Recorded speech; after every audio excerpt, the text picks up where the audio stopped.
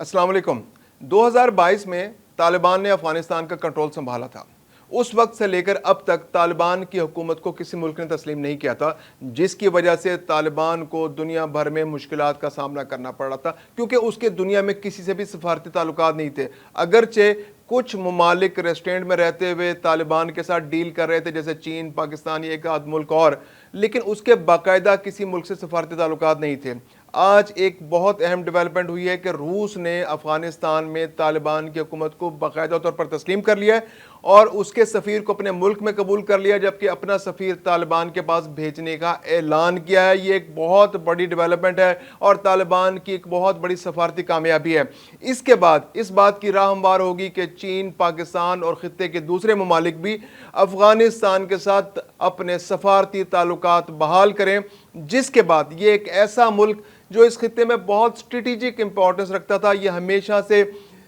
America के लिए base camp का काम करता था। यहाँ पर अमेरिकी अड्डे थे, यहाँ से बैठकर अमेरिका जो है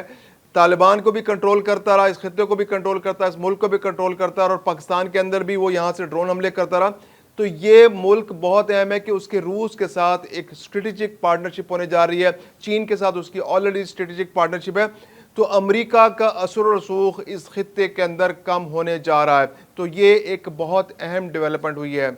मैं हूं खुर्रम कलीम और आप देख रहे हैं 24 डिजिटल। रूस का तालिबान हुकूमत को तस्लीम करना एक बहुत बड़ी कामयाबी है, एक बहुत बड़ी सफारती कामयाबी है तालिबान की, कि अब वो दुनिया के अंदर सर उठाकर चल सकेगा कि उसके भी सफारती ताल्लुकात दुनिया में किसी मुल्क के साथ मौजूद हैं। और इसके बाद राह हमवार होगी चीन, पाकिस्तान, ईरान और खित्ते के दूसरे ममालिक के साथ सफारती ताल्लुकात बहाल होने की। हमने पिछले दिनों बात की थी आसियान के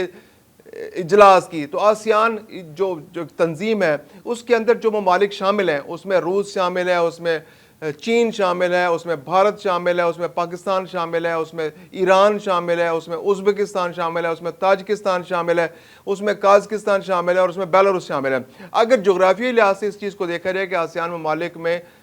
एक जुड़े हुए मुल्क हैं आपस में, बस एक दो ममालिक ऐसे हैं जो इसका हिस्सा नहीं है, अफगानिस्तान और अजरबैजान। ये दो ममालिक थे जो बीच में थे, इन मुल्कों के दरमियान में मौजूद थे, लेकिन आसियान तंजीम का हिस्सा नहीं थे।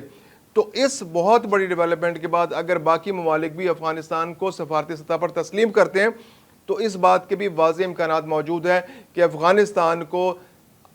SCO यानी सफारती जो शंघाई ताउन तंजीम या आसियान शंघाई ताउन तंजीम का रुकन बनाया जा सकता है, जो इस खित्ते में तिजारत के लिए बहुत अहम डेवलपमेंट होगी और एक जो बहुत बड़ा ब्लॉक तिजारत को लेकर बनने जाने की उम्मीद पैदा हुई है कि पाकिस्तान, ईरान, अफगानिस्तान, चीन, इंडिया, रूस, ताजिकिस्तान, सेंट्रल एशिया ममालिक अगर ये आपस में तिजारत करते हैं, ये अपनी अपनी करेंसीज के अंदर डील करते हैं या बार्टर के ऊपर एक दूसरे से सामान लेते हैं, तो ये एक बहुत बड़ी डेवलपमेंट होगी और उस खित्ते के अंदर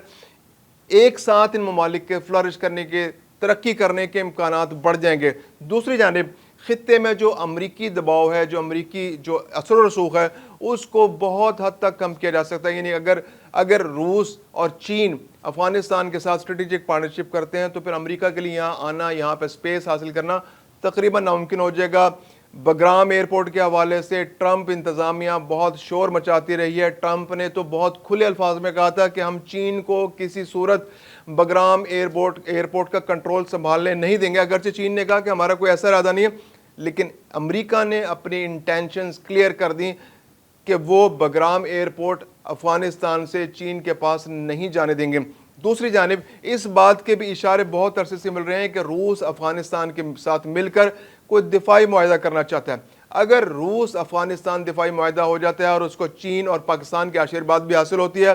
तो इसके बाद इस खित्ते से अमरीकी असर और रसूख का तकरीबन खात्मा हो जाएगा। अफगानिस्तान के अंदर से ईरान के साथ तो अमेरिका के ताल्लुकात पहले ही बहुत ख़राब है और चीन और पाकिस्तान ने जिस तरह अपनी पार्टनरशिप शो किया इंडिया के साथ जंग में, तो ये एक बहुत बड़ी डेवलपमेंट हो गई है कि अफगानिस्तान सफारती सतह पर दुनिया के साथ लिंक होना शुरू हो गया है। अब इसके नुकसानात क्या हो सकते हैं, कौन कौन से मुल्क ऐसे हैं जो शायद इससे नाराज़ हों। ازبکستان، تاجکستان دو ایسے ملک ہیں کہ جن کے ایتھنک گروپس جو ہیں وہ افغانستان کے اندر موجود ہیں اور وہ اپنے گروپوں کو سپورٹ بھی کرتے ہیں. یعنی ازبکس اور تاجک لوگوں کی ایک بہت بڑی تعداد افغانستان کے اندر موجود ہے اور ازبکستان اور تاجکستان ان کو سپورٹ بھی کرتے رہتے ہیں اور وہ طالبان کے مخالف ہمیشہ گردانے جاتے ہیں. تو ممکن ہے کہ روس کی طالبان کی حکومت کو تسلیم کرنے کے بعد اس بات کے امکانات ہیں کہ شاید امریکہ ازبکستان اور تاجکستان کے اندر اپنی اسٹریٹجک ڈیپتھ بنانے کی کوشش کرے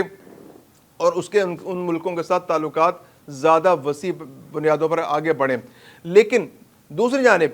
یوکرین اور روس کی جنگ کو دیکھتے ہوئے یہ اس کے امکانات تقریباً بہت کم ہے، نہ ہونے کے برابر ہے، کیونکہ جس طرح سے نیٹو فورسز یوکرین کے اندر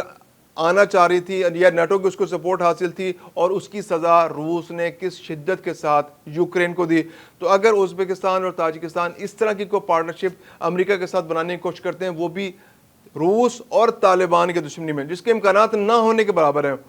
تو یہ ان دونوں ملکوں کے لیے بہت خطرناک ہوگا. ہاں، اس کا ایک فائدہ ضرور ہو سکتا ہے کہ روس، چین، پاکستان اور ایران افغانستان کی طالبان حکومت پر دباؤ ڈالیں کہ بھائی اب آپ ایک مؤثر ملک کے طور پر ابھر کر سامنے آئیں. آپ جس طرح دنیا کے دیگر ممالک ذمہ داری کا مظاہرہ کرتے ہیں تو آپ بھی یہ اسلحہ رکھیں اور دنیا کے ایک اہم ذمہ دار ملک کے طور پر اپنا کردار ادا کریں. اور اس کے لیے اگر آپ لیجیٹیمیٹ گورنمنٹ بنانا چاہتے ہیں، طالبان جو ہے ان کے بارے میں خیال یہ ہے کہ ان کے پشت پر جو پختون ایتھنک گروپ ہے وہ ان کے پشت پر ہے.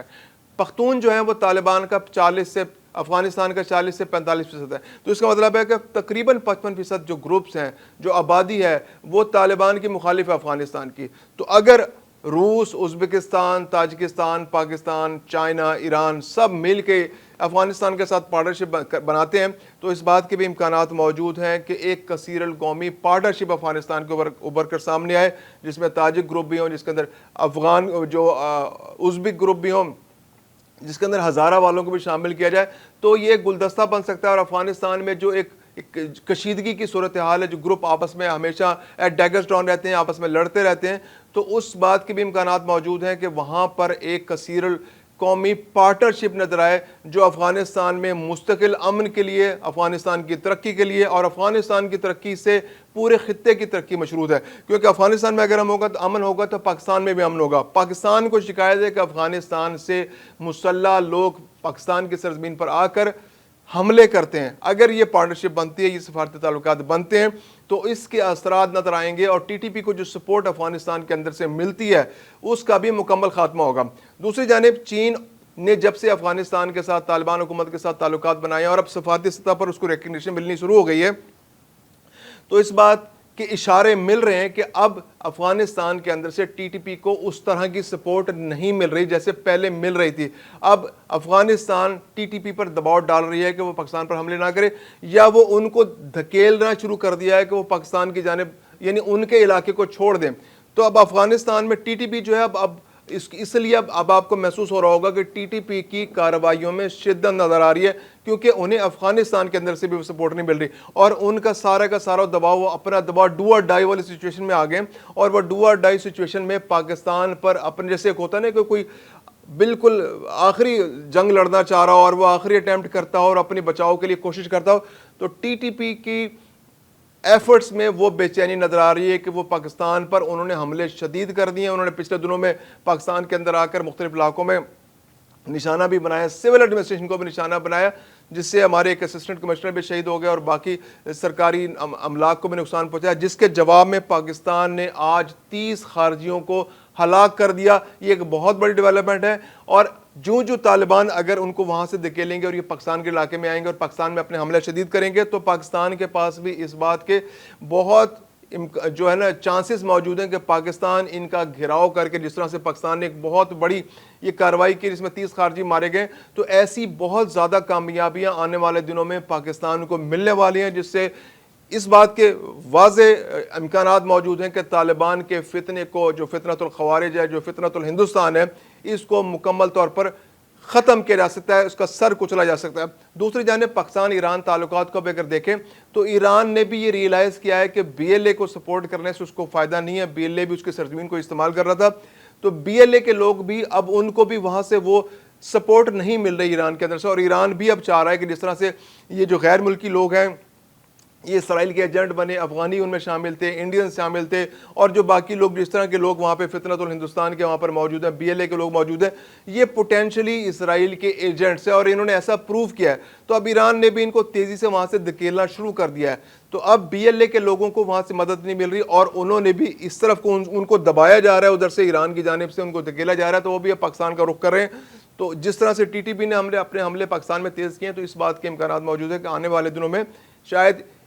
بی ایل اے کے حملے بھی تیز ہو، لیکن پاکستانی سیکورٹی فورسز کے پاس، کیونکہ وہ پاکستان کے علاقے میں جب آئیں گے تو ان کو کنٹرول کرنا پاکستانی سیکورٹی فورسز کے لیے بہت آسان ہوگا. اور آنے والے دنوں میں جیسے میں آپ سے پہلے بھی کہتا رہا ہوں کہ یہ 2025 کا سال جو ہے یہ ٹی ٹی پی اور بی ایل اے کے خلاف فیصلہ کن کارروائی کا سال ہے، کیونکہ انشاءاللہ 2026 کے بعد پاکستان میں ترقی کا سورج